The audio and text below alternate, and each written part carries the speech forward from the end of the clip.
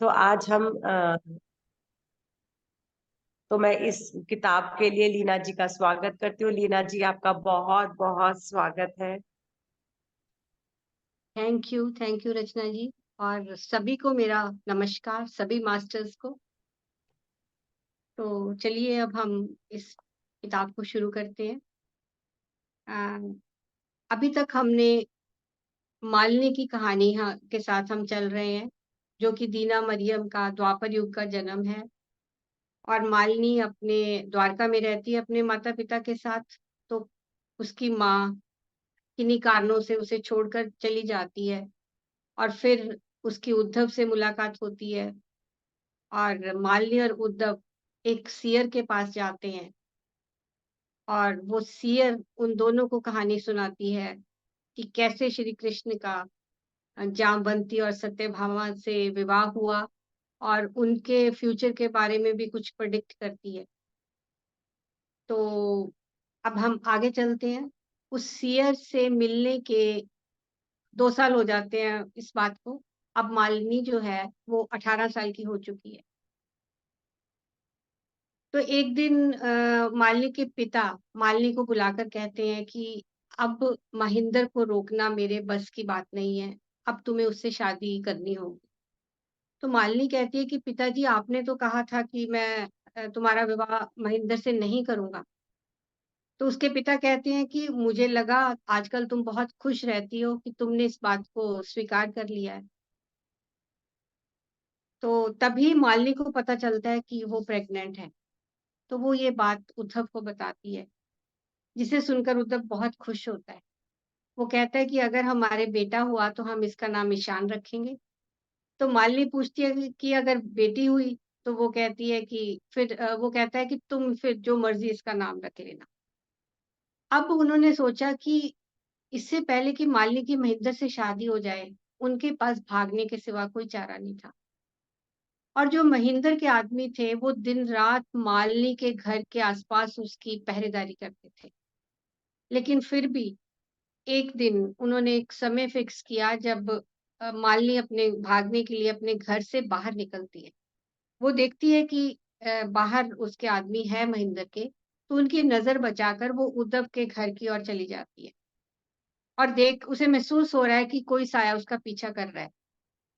तो उद्धव के घर पहुंच के दोनों भागने की तैयारी में होते हैं। तो दोनों वहां से जब भागते हैं, तो पीछे वो थोड़ा मालिनी आगे होती है और उद्धव थोड़ा पीछे होता है। तो पीछे से वो जो महेंद्र के आदमी है उद्धव को पकड़ लेते हैं। तो जब वो पीछे मुड़ के देखती है तो उद्धव जो है उसे कहता है कि मालिनी, तुम भागो भागो, तुम रुको मत। तो वो भागती है, भागते भागते फिर वो जब मुड़ के देखती है पीछे, तो देखती है कि एक तलवार ने उद्धव का सर जो है धड़ से अलग कर दिया था।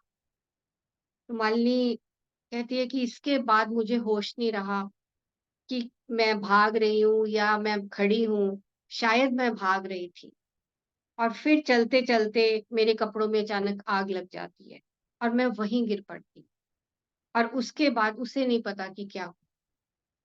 यहाँ पे फ्रेंड्स दीना मरियम अपनी एक मेमोरी को रिकॉल करते हुए कहती है कि जब मालिनी बेहोश हो रही थी, तो वो कहती है कि उसे वही गाना सुनाई दे रहा था, जो अक्सर बचपन में उसकी माँ उसे और अभिषेक को सुनाया करती थी। अब ये कितना टचिंग है। देखिए, ऊपर से तो वो अपनी माँ से बहुत नफ़रत करती है, लेकिन इस वक़्त जब वो बहुत मुसीबत में है, आखिर उसे अपनी माँ माँ की ही याद आ रही है। और वो कहती है कि ये गाना ही था जो मुझे मेरी मौत से दूर रख रहा था। इसके बाद फिर वो जब उसे होश आता है, तो वो देखती है कि वो एक कमरे में है, और बहुत सी औरतें उसके आस-पास खड़ी हैं। उसमें से एक औरत कहती है कि मेरा नाम अम्बा है, तुम यहाँ पे बिल्कुल सुरक्षित हो, तुम्हें यहाँ बिल्कुल घबराने की ज़रूरत नहीं है। और तुम्हें यहाँ आए 7 हफ्ते बीत चुके हैं। जब तुम यहाँ आई थी, तुम्हारी टाँगें पूरी तरह झुलस चुकी थी, लेकिन तुम चिंता मत करो। अब तुम कुछ ही समय में फिर चलने-फिरने लायक हो जाओगी, और जो तुम्हारे पेट में तुम्हारा बच्चा है, वो भी पूरी तरह सुरक्षित है। तो मालिनी पूछती है कि मैं कहाँ हूँ? तो वो कहती है कि तुम शेल्टर में हो। माता की शेल्टर में, माता के क्वार्टर्स में हो। तो वो पूछती है कि कौन माता? तो अम्बा कहती है कि हम रुक्मिणी देवी को माता कहकर ही पुकारते हैं। महल का एक हिस्सा को क्वार्टर्स कहा जाता था, जहाँ पे जो भी समाज के पीड़ित, असहाय पुरुष और स्त्रियां होती थी, वो वहां पे रहती थी। तो फिर उसे याद आता है कि कैसे उद्धव का उसने मर्डर होते हुए देखा, तो वो बहुत जोर-जोर से रोने लगती है। तो अम्बा उसकी बहुत सेवा करती है, उसे फिज़िकली भी और मेंटली भी उसे बहुत सपोर्ट देती है, इमोशनली भी उसके साथ है। और फिर एक दिन अम्बा कहती है, मालिनी कहती है कि रुक्मिणी देवी क्वार्टर्स में आती है। तो यहाँ पे वो रुक्मिणी माता को डिस्क्राइब करती है कि वो उन्होंने कोई हैवी ज्वेलरी नहीं पहनी हुई थी। एक बहुत ही कानों में सिर्फ इयररिंग्स था और बहुत ही डेलिकेसी से उन्होंने कपड़े पहने हुए थे। उनकी आँखें बहुत गहरी थी, इम्प्रेसिव थी और वो बहुत ही सुंदर थी। और वो मालिनी को कहती है कि तुम दर्शना की बेटी हो ना, तुम्हें तो बहुत हिम्मत से काम लेना होगा, क्योंकि जो तुम्हारी कोख में तुम्हारा बेटा है, वो तुम्हें बहुत खुशियाँ देगा। ज़िंदगी का जब एक चैप्टर खत्म होता है, तो दूसरा खुल जाता है। तुम्हारी ज़िंदगी अभी खत्म नहीं हुई और तुम यहाँ पर बिल्कुल सुरक्षित हो, लेकिन अभी तुम्हारा बाहर जाना सेफ नहीं है। क्योंकि मैं नहीं चाहती कि महेंद्र के आदमी तुम्हें पहचाने, तो इसलिए सुरक्षा की दृष्टि से हम तुम्हारा नाम बदल दें। तो अम्बा कहती है कि मेरी एक बड़ी बहन थी जो अब नहीं है, उसका नाम था सुजाता, तो हम इसका नाम सुजाता रख देते हैं। तो मालिनी अभी इस हाल में नहीं है अभी कोई कुछ भी कह सके, तो अब जो मालिनी का नाम है वो सुजाता रख दिया जाता है। तो फ्रेंड्स, आगे की कहानी में अगर मैं मालिनी या सुजाता कहूँ, तो आप समझ लीजिए कि मालिनी की ही बात हो रही है। तो ये जो श्री कृष्ण का पुराना महल था, उसके आधे हिस्से को अ, अ, उसको क्वार्टर्स बना दिया था। आधे हिस्से में पुरुष रहते थे और आधे हिस्से में महिलाएं रहती थी। ज्यादातर क्वार्टर्स में महिलाएं ही थी, क्योंकि उस समय के समाज की जो मानसिकता थी, वो पुरुष प्रधान समाज था बहुत ज्यादा। और जो महिलाएं, जैसे किसी के घर में बहुत मारपीट हो रही है, डोमेस्टिक वायलेंस है, या कोई किसी के बच्चे नहीं हो रहे, उससे समाज जब त्याग देता था, या कोई विकलांग है स्त्री, जैसे कि इसमें आगे रेवती की कहानी है, तो उसे अपने घर में माँ बाप ठुकरा देते थे। तो ऐसी महिलाएं इस क्वार्टर में आके रहती थी और जितना जिस कोई महीनों तक रहती थी, कोई हफ्ते तक, जैसी जिसकी रिक्वायरमेंट है वो वहां रहती थी। तो यहाँ पे सब जात पात को भुलाकर, कोई किसी भी जाति का हो, सभी मिलजुल कर रहती थी। अम्बा जो मालिनी का ख्याल रखती है, वो कहती है कि मेरे पति क्षत्रिय हैं, नारायणी सेना में एक उच्च पद पे हैं, और मेरे 2 बेटे हैं जो गुरुकुल में उच्च शिक्षा प्राप्त कर रहे हैं, और उसकी एक 2 साल की बेटी है काशनी, जो अब अम्बा के साथ ही है। काशनी एक बहुत ही एक्स्ट्राऑर्डिनरी चाइल्ड, जिसकी कहानी आगे इस किताब में खुलेगी। वो कुछ फ्यूचर में होने वाली घटनाओं को देख सकती है, और जिसको देखकर वो घबरा जाती है और फिर रोने लगती है। जैसे अनटोल्ड स्टोरी ऑफ सीता में सोमा थी, यहाँ पे रुक्मिणी माता के साथ अंजलि है, जो कि एक हाईली वॉल्ड सोल है। और क्वार्टर्स जब माता की देखभाल का जिम्मा, जब भी माता वहां नहीं होती, तो वो अंजलि के ऊपर ही होता है। तो अंजलि मालिनी को बताती है कि मैं और माता बैठे थे, तो माता ने कहा कि अंजलि तुम जल्दी जाओ, दर्शना की बेटी खतरे में है। और उन्होंने मुझे वो जगह भी बताई जहाँ जाना था, और जब मैं वहां पहुंची, तो तुम्हारे कपड़ों में आग लगी हुई थी और तुम बेहोश थी, और उद्धव की डेड बॉडी भी वहीं पे पड़ी थी। अंजलि वो उससे बताती है कि हमने महेंद्र को जेल में डाल दिया, लेकिन उसके खिलाफ पर्याप्त सबूत ना होने के कारण वो जेल से रिहा हो गया। अब जो मालिनी है वो डिप्रेशन में जा चुकी है, क्योंकि उसके अंदर बहुत से द्वंद चल रहे हैं। एक तो उद्धव से बिछड़ने का डर, फिर वो सोच रही है कि अब मेरे पिता तो मुझे मेरा ख्याल रख नहीं सकते। मैं अभिषेक को कहाँ ढूँढूँ? वो भी मेरे साथ नहीं है। और ये जो मेरा बच्चा है, कल को उसको भी कैसे पालूँगी, और मेरी जो टाँगें झुलस चुकी हैं, अब तो मैं डांस भी नहीं कर सकती। तो इस तरह वो सोचते-सोचते अपनी लाइफ़ के प्रति नेगेटिव होते-होते बहुत ज़्यादा डिप्रेशन में जाती है। तो वो अंजलि से पूछती है कि उद्धव क्यों नहीं बचा? तो अंजलि कहती है कि उद्धव ने वो रास्ता अपने लिए खुद चुना था, क्योंकि हम सब अपनी डेस्टिनी का खुद निर्माण करते हैं। तो फिर मालिनी पूछती है कि क्या मैं उद्धव से कभी मिल पाऊँगी? तो अंजलि कहती है कि ज़रूरी नहीं कि जो चीज़ हमारे आस-पास ना हो, वो हमारे पास नहीं होती। बस फ़र्क इतना है कि हम अपनी आँखों से नहीं देख पाते। और अगर तुम ध्यान में बैठो, अपने अंदर जाओ, तो तुम देखोगे कि तुम उसकी प्रेज़ेंस को अपने आस-पास ही महसूस करोगे। और जब तक तुम खुशी-खुशी उसे विदा नहीं करोगी, वो यहाँ से नहीं जाएगा। तो इस वाक्य ने कि उद्धव मेरे आस-पास ही है, जो मालिनी है उसे बहुत स्ट्रेंथ मिलती है। अब धीरे-धीरे अम्बा उसकी केयर कर रही है, अंजलि से उसे गाइडेंस मिल रही है, और रुक्मिणी माता की एनर्जीज़ में उसके जो वो उ वो इस डिप्रेशन से धीरे-धीरे बाहर आने लगती है। और फिर वो अंजलि का शुक्रिया अदा करती है कि तुमने मुझे इस तथ्य से वाक़फ़ करवाया कि जो उद्धव है वो मेरे आस-पास ही है। तो अंजलि कहती है कि वो उसे इस तरह समझाती है कि अगर माता कभी मेरे पास नहीं होती, लेकिन फिर भी फिज़िकली पास नहीं होती, तो फिर भी मैं उन्हें अपने आस-पास ही महसूस करती हूँ। इसी को हम ओमनी प्रेज़ेंस कहते हैं, कि व्यापकता। वो कहती है कि कोई भी हम सब एक एटम से बने हैं, एक ऊर्जा है, और अगर हम किसी को भी दिल से याद करते हैं, तो हम उसकी प्रेज़ेंस को महसूस कर सकते हैं। लेकिन ये जो कनेक्शन है, हम तभी महसूस कर सकते हैं जब हमारा मन शांत, स्थिर हो, और हम दिल से उससे कनेक्ट करें। तो अब मालिनी कहती है कि मैं ये तो जानने लगी थी कि जो रुक्मिणी माता है वो कोई साधारण स्त्री नहीं है, लेकिन अभी भी उसके माइंड में डाउट रहता ही है। यहाँ पे दिखाया गया है कि कैसे हमारा जो लॉजिक माइंड भी चलता है, कभी हम विश्वास करते हैं, कभी हम फिर डाउट में आते हैं।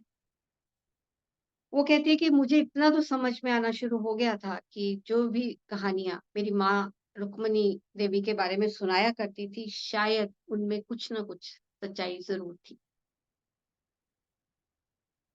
यहाँ पे रुक्मिणी देवी को बहुत ही साहसी महिला दिखाया गया है।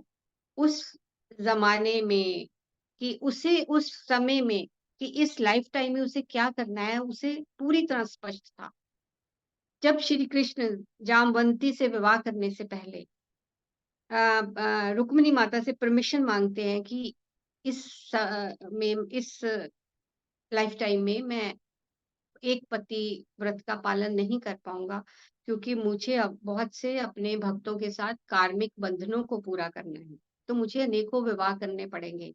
जब वो इस बात की परमिशन माँगते हैं, तो रुक्मिणी देवी कहती हैं कि ठीक है, मैं इस बात को समझती हूँ, पर आपको भी मुझे एक परमिशन देनी पड़ेगी कि पिछले जन्मों में तो मैंने महल की रिस्पॉन्सिबिलिटीज़ को ही अपनी ज़िम्मेदारी समझा, पर इस जन्म में मुझे ये फ्रीडम चाहिए कि मैं जो भी करूँ, कहीं भी जाऊँ, मुझे कोई रोक-टोक नहीं होनी चाहिए, और मुझसे कोई प्रश्न भी ना पूछा जाए। किसी फैसले में भी इंटरफेरेंस भी नहीं होनी चाहिए। तो श्री कृष्ण इस बात के लिए राज़ी हो जाते हैं, और शायद इसीलिए उस समय के समाज में वो बहुत विवादों में रही। क्योंकि वो लोगों को लगता था, एक तो क्वार्टर्स थे, उनमें जो उच्च जाति के लोग थे, उन्हें लगता था जातियों की मिक्सिंग हो रही है, कि जाति प्रथा बहुत स्ट्रांगली इस चीज़ को फ़ॉलो किया जाता था। कि रुक्मिणी देवी इस बात का क्वार्टर्स में इस चीज का परहेज नहीं करती, तो वो विवादों में थी।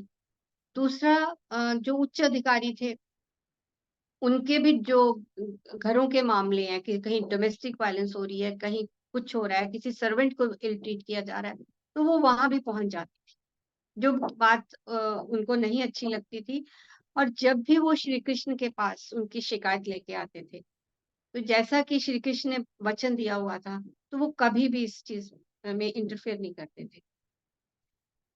अपने आसपास की औरतों को वो हमेशा यही समझाती थी कि चाहे आप महिला, लेकिन फिर भी आपको एक गरिमापूर्ण जीवन जीने का अधिकार है, और अगर आपको ये नहीं मिलता, तो आपको अपने लिए खड़े होना पड़ेगा।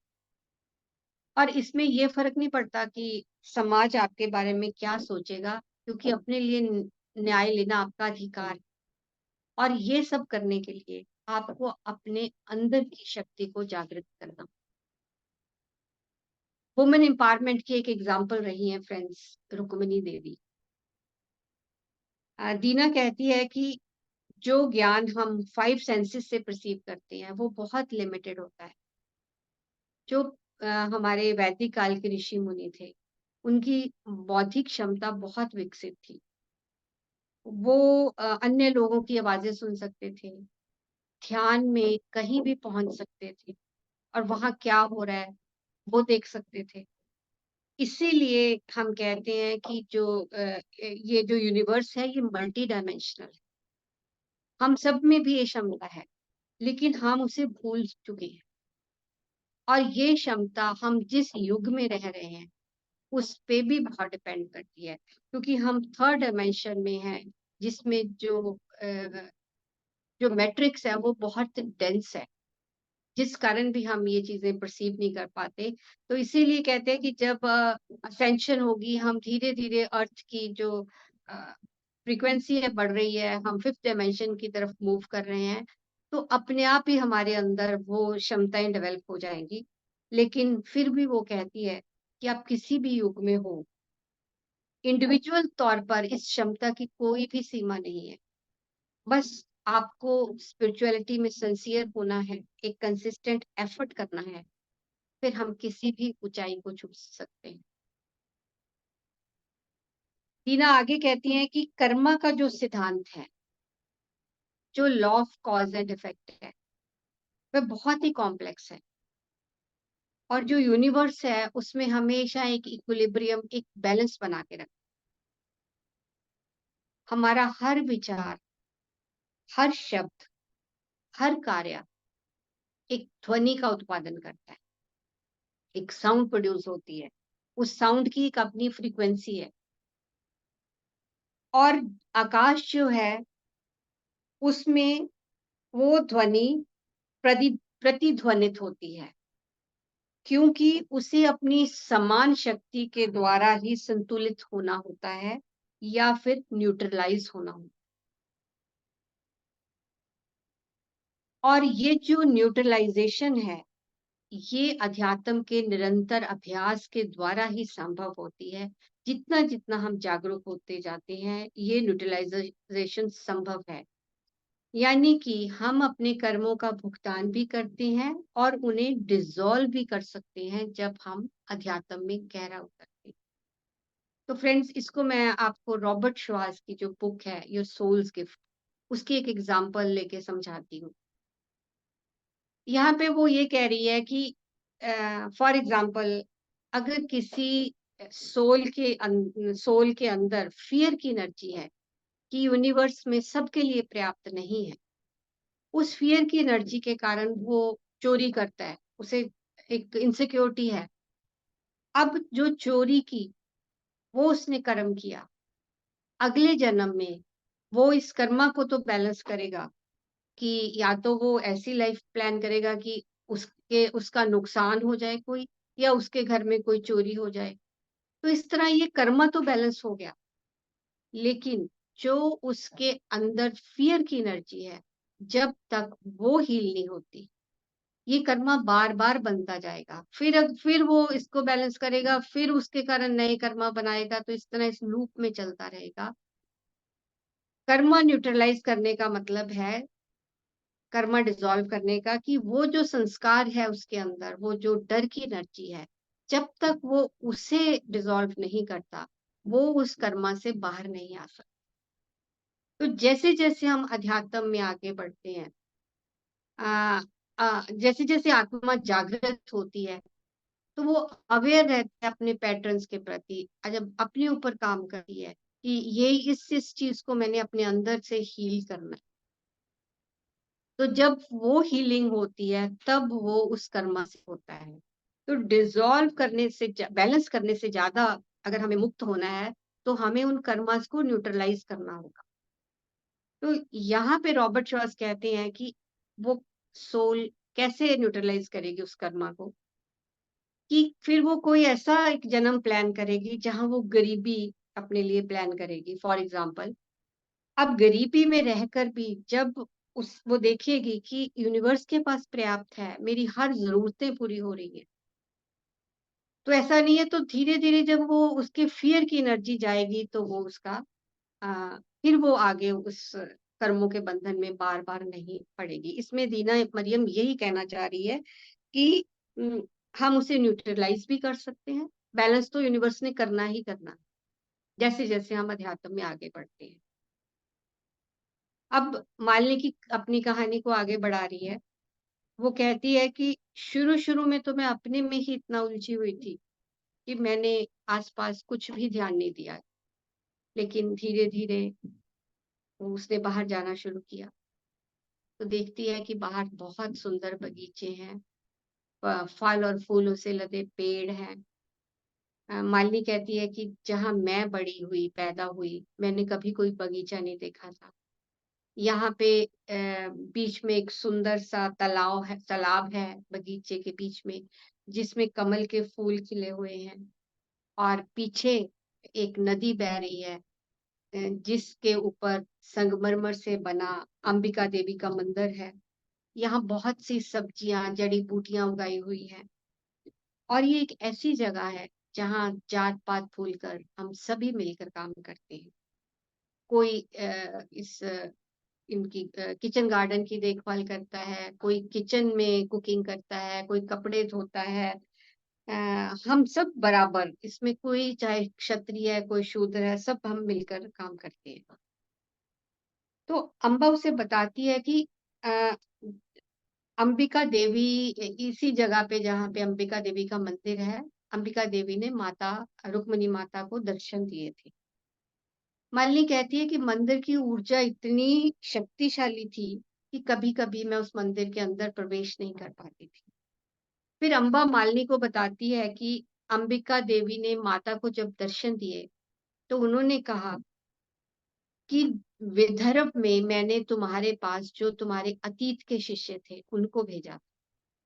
यहाँ पे मैं तुम्हें तुम्हारे पास तुम्हारे भविष्य के जो शिष्य बने उनको भेजूंगी, ताकि तुम उन्हें शिक्षित कर सको।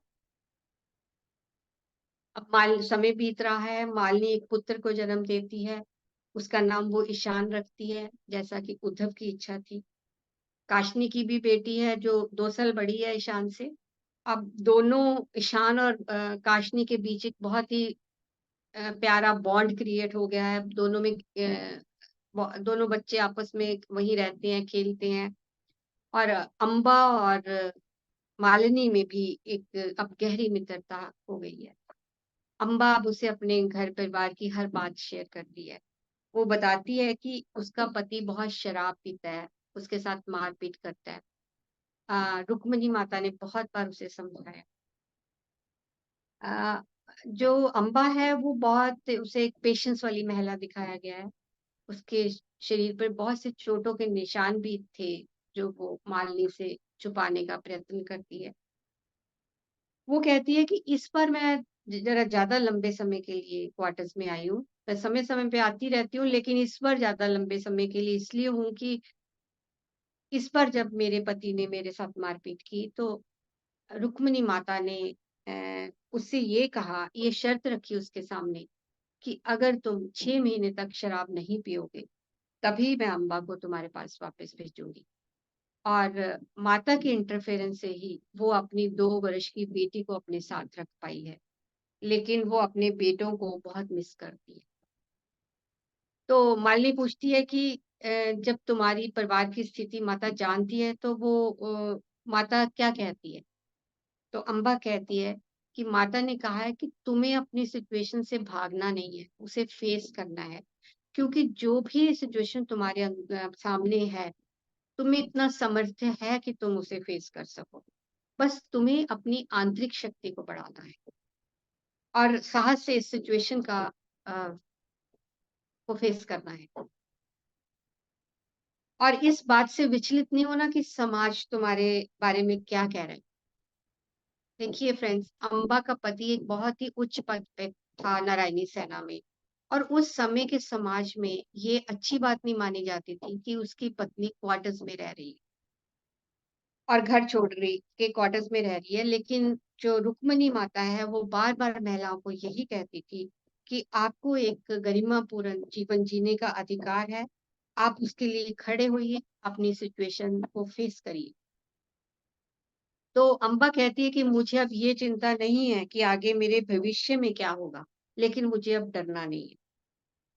फिर वो मालिनी को कहती है कि इस वक़्त जब तुमने आना था, मैं बहुत समय के लिए वुमेन्स क्वार्टर में हूँ, तो ये कोई कोइंसिडेंस नहीं है। क्योंकि मुझे ही तुम्हारी देखभाल के लिए माता ने नियुक्त किया, वो उसी के कमरे में रहती है। तो ऐसे ही वो एक दिन बात करते हुए कहती है मालिनी से कि जो काशनी है उसकी बेटी, उसका अंजलि से बहुत गहरा संबंध है। अंजलि जो रुक्मिणी माता की सहायिका है, 2 सहायिका हैं एक्चुअली में, एक सुमति, एक अंजलि। दोनों ही हाइली इवॉल्व्ड सोल्स हैं। जब रुक्मिणी माता बाहर जाती है तो अंजलि क्वार्टर्स की देखभाल करती है, और जब अंजलि भी माता के साथ जाती है तो फिर सुमति भी क्वार्टर्स की देखभाल करती है। तो अम्बा उसे बताती है अंजलि के बारे में कि जो अंजलि की कहानी है, वो बहुत ही रहस्यमयी है। अगर वो कभी तुम्हारे साथ अपनी कहानी शेयर करे, तो तुम बहुत ध्यान से उसकी कहानी सुनना। लेकिन यहाँ हमारे क्वार्टर्स में एक कल्चर है कि हम किसी की भी बात किसी दूसरे से शेयर नहीं करते, जब तक कि वो खुद अपनी बात तुमसे शेयर ना करना चाहे। इसलिए अगर कभी अंजलि अपनी कहानी तुम्हारे साथ शेयर करना चाहे, तुमसे खुद बात करे, तो तुम बहुत ध्यान से उसकी बात सुन लो। तो अब उसके मालिनी के जब बेटा हुआ, उसके बाद मालिनी के मन में उसे लेके बहुत भी परेशान है कि समाज उसे किस तरह स्वीकार करेगा, क्योंकि उनकी शादी जो है वो मंदिर में हुई। उन्होंने आपस में शादी रुक्मिणी माता और श्री कृष्ण को साक्षी मानकर की थी। समाज के सामने उनका विवाह नहीं हुआ। और वो उसको मिस भी करती है कभी-कभी उद्धव को, और उसके मन में ये इच्छा होती है कि कुछ मुझे ऐसा साइन मिले जिससे मुझे ये महसूस हो जो उद्धव है वो मेरे कहीं आस-पास ही है। तो वो ऐसी प्रार्थना करती है। तो ऐसे ही एक दिन कुछ हफ्तों बाद वो कपड़े धोने नदी पर गई होती है, वापस आती है, थक जाती है, और जो मंदिर है उसके पिलर पे के साथ ऐसे ही बैठ जाती है। बैठते-बैठते उसी उसकी आँख लग जाती है और वो एक सपना देखती है। सपने में वो देखती है कि जो उद्धव है उसने ईशान को गोद में पकड़ा हुआ है और वो बहुत चिंतित दिखाई दे रहा है। मालिनी पूछती है कि तुम इतनी चिंता में क्यों हो? तो उद्धव कहता है कि मुझे इस बात की चिंता है कि हमारे बच्चे को कौन प्यार देगा। तो मालिनी कहती है कि तुम चिंता मत करो, मैं इसे हम दोनों का प्यार दूँगी, इसका ख्याल रखूँगी। तो फिर वो कहती है उद्धव मेरे पास आकर मुझे कहता है कि हम अब एक परिवार ही हैं। मालिनी कहती है कि ये सपना इतना विविड था कि उसकी आँख खुल जाती है एकदम, कि मुझे ये सचमुच ही उद्धव आया है, उसने मुझे टच किया है, उसने मुझसे बात की है। लेकिन वो खुश है कि उसकी प्रार्थना सुन लेगी और कहीं न कहीं उद्धव उसके आस-पास ही। अब कुछ दिनों बाद जो माता है वो ईशान को ब्लेसिंग देने आती है क्वार्टर्स में। तो ईशान को वो गोद में लेकर कहती है कि तुम्हें तो बहुत खुश होना चाहिए कि तुम्हें तुम्हारे पिता ने अपनी गोद में उठाया है और तुम्हें ब्लेस किया है, और अब उसका जो प्यार है जिंदगी भर तुम्हारे साथ रहेगा। तो मालिनी बहुत हैरान होती है, कहती है कि माता, अब अंजलि से पूछती है कि माता को कैसे पता लगा मेरे स्वपन के बारे में। तो उस दिन फिर मालिनी ने एक बार उसने समझना शुरू किया कि जो माता है वो कोई साधारण स्त्री नहीं है। उसके बाद धीरे-धीरे जैसे से समय गुजर रहा है, ईशान भी बड़ा हो रहा है और जो मालिनी है वो भी अब पूरी तरह डिप्रेशन से बाहर आ चुकी है। तो फ्रेंड्स, आज हम यहीं पे से विराम देते हैं। कल को हम जानेंगे रुक्मिणी माता के बचपन के बारे में। So thank you Leena ji, thank you, बहुत बहुत धन्यवाद। उसका आपकी स्टोरी जब हम सुनते हैं लगता है कि हम उसके अंदर ही चले गए, एक वर्लपूल हमें उसके अंदर ही ले जाता है, जैसे कि ना एक सर्कल सर्कल कुछ आता है और हम इतना डीपली एनग्रॉस्ड हो जाते हैं कि बाहर आने का दिल ही नहीं करता। हम उस टाइम जोन में चले जाते हैं और पूरा जैसे एक पिक्चर मूवी देख रहे होते हैं, ऐसे लगता है हम एक मूवी देख रहे हैं। बहुत ही सुंदर ढंग से आप हमें ये बता रहे हो, तो थैंक यू सो मच। कल यू। हम रुक्मिणी जी के, उनके रुक्मिणी जी के बारे में क्या पढ़ेंगे हम, उनका? उनके बचपन के बारे में, कैसे वो श्री कृष्ण से मिली पहली बार। ओ, अच्छा जी, बिल्कुल, बहुत अच्छा। हाँ जी, मनीषा जी, आप कुछ पूछना चाहते हैं तो अपने आप को अनम्यूट कर लीजिए। नमस्ते मैम। नमस्कार जी, नमस्कार। सारी सोल फैमिली नु मेरे नमस्ते मैम। आज ना पितामा जी उसमें आए, आशीष भाटिया के ग्रुप में। हम्म, मैम आज उनका मैंने रूप देखा और वो अच्छा, बहुत रो रहे थे मैम। बीमाली में, बीमाली मैम थे वहां पर, शिल्पा प्रधान थे, उनका सेशन चल रहा था वहां पर। वो बहुत कुछ बोल के गए हैं पितामा। मैम मैंने कभी भी उनका रूप नहीं देखा, आज मैम सभी ने उनका रूप देखा। वैसे वो बोल रहे थे, उन्होंने अपना गाना भी गाया। मैम आज वो जरूर बिल्कुल देखना कि पितामा क्या अपना संदेश दे के जा रहे हैं। हाँ जी, मैम उसकी रिकॉर्डिंग है क्या? मनीषा, उसकी रिकॉर्डिंग मेरे को डाल देना। मैम आज वो सुनने वाला है मैम। वो कल भी आया था, थोड़ा वो कल कम था, आज सारा उन्होंने अपना बताया, सभी मैसेज दिया मैम। वो सभी को मैसेज सुनना चाहिए मैम। मुझे बहुत अच्छा लगा, बहुत रोए वो पितामा, बहुत रो रहे थे कि जो मैं दुनिया छोड़ के, जैसे मैं छोड़ के गया था अपने बच्चों को, वो मेरे बच्चे वैसे नहीं है। मैम वो सुनना, बिल्कुल सुनना। मैंने पहली बार देखा है पितामा का रूप। मैंने बेटे के जाने के बाद मैंने पितामा का आज रूप देखा मैम। मैंने उनको देखा नहीं था। प्लीज मैम सभी को दिखाना वो। रचना जी, हाँ आप जी, आप मेरे शेयर को करना वो link। हाँ प्लीज आप शेयर कर दीजिए मनीषा मेरे को। मैं जिस जिस ग्रुप में हूँ उस ग्रुप में जरूर देखने के बाद मैं उसको फॉरवर्ड कर दूंगी, शेयर कर दूंगी, जरूर कर दूंगी। Thank you ma'am, thank you, बिल्कुल थैंक यू। देखना। थैंक हाँ जी, आप मेरे को डाल देना। तो थैंक यू लीना जी।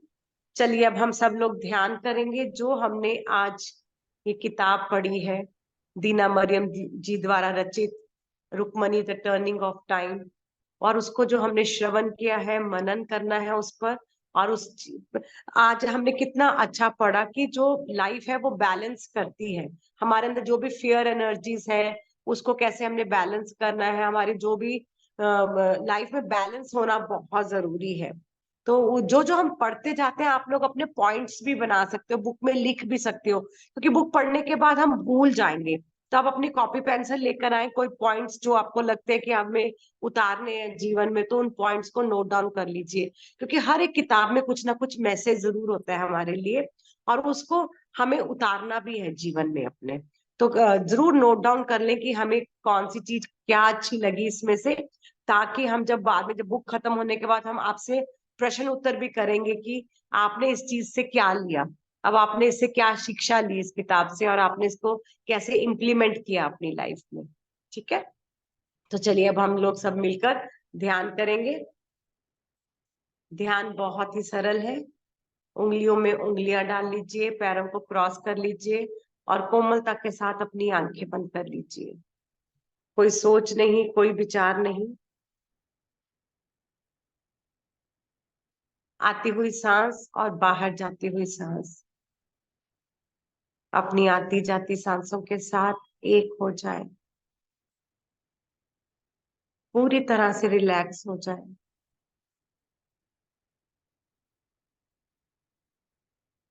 हर भीतर जाती हुई सांस के साथ बहुत सारी कॉस्मिक एनर्जी हमारे अंदर जा रही है।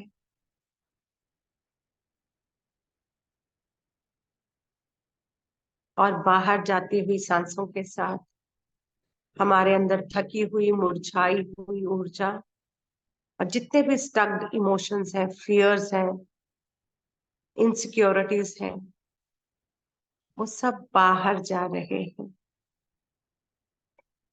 हर भीतर जाती हुई सांस के साथ नई ऊर्जा का संचार हमारे अंदर हो रहा है।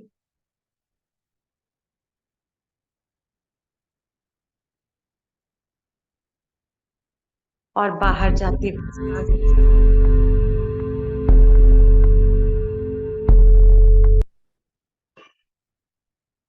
हमारे अंदर से सारे विकार बाहर जा रहे हैं। उन्हें जाने दीजिए। ध्यान करने से नई ऊर्जा का संचार हमारे भीतर होता है। पुराने डर, स्टक्ड इमोशंस, हमारे विकार, जो भी पुरानी मान्यताएं, बिलीफ सिस्टम्स जो अब हमारे लिए किसी काम के नहीं हैं, वो सब धीरे धीरे बाहर जाने लगते हैं। उन्हें जाने दीजिए। बिल्कुल रिलैक्स होते जाएं और अपनी सांसों के साथ एक हो जाएं।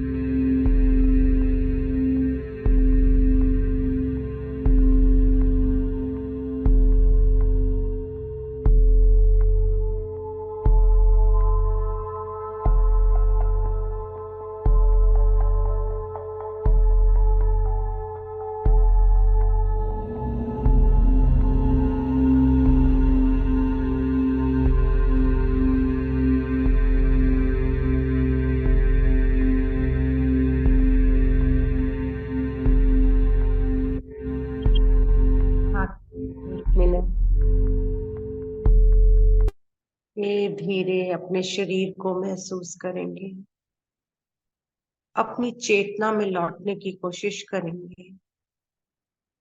अपना समय लेते हुए धीरे धीरे बाहर आएंगे ध्यान से। आखिरी 10 सेकंड। 10, 9, 8, 7, 6, 5, 4, 3, 2, 1 और 0। अपने दोनों हाथ खोलकर बंद आंखों के ऊपर रख लें और जब आपको कंफर्टेबल लगे, सहज लगे, हाथों के अंदर ही आंखें खोल लें और हाथ नीचे ले आए। आज के ध्यान के लिए, दीना मरियम जी की इतनी सुंदर किताब के लिए, रुक्मणी द टर्निंग पॉइंट के लिए और अपने आप के लिए, लीना जी के लिए, जिन्होंने इतनी सरलता के साथ हमें स्वाध्याय करवा रहे हैं, और अपने आप के लिए कि हम अपना समय, कीमती समय निकाल रहे हैं आध्यात्मिक मार्ग पर चलने के लिए। तो आप सब एक क्लैपिंग करेंगे।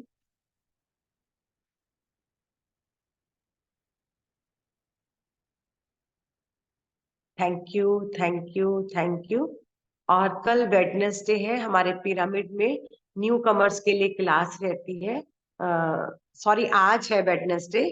आज हमारे पिरामिड में शाम को 5 बजे से न्यू फ्रेशर्स की क्लास रहती है। तो प्लीज, जो लोग नए लोग ध्यान सीखना चाहते हैं, आपके आसपास हैं, आपके कोई नेबर्स में रहते हैं, आपके कोई रिलेटिव्स हैं, तो उनको आज के सत्र के बारे में जरूर बताएं कि वो शाम को 5 बजे Swami Vivekananda pyramid model town में पहुंच सकते हैं, ताकि वो ध्यान का एक सेशन ले लें, न्यू कमर्स का सेशन जरूर ले लें। आप छोटा सा आपका एक प्रयास दूसरों को बताना कि ध्यान का कैसे सीख सकते हैं, तो वो आपके लिए भी कितना बड़ा, आप जब किसी को इस मार्ग में लगाते हैं तो उसमें आपका भी बहुत बड़ा योगदान होता है। तो ये मैसेज दूसरों तक जरूर बताएं कि आज फ्रेशर्स की, न्यू कमर्स की क्लास रहती है हमारे पिरामिड में।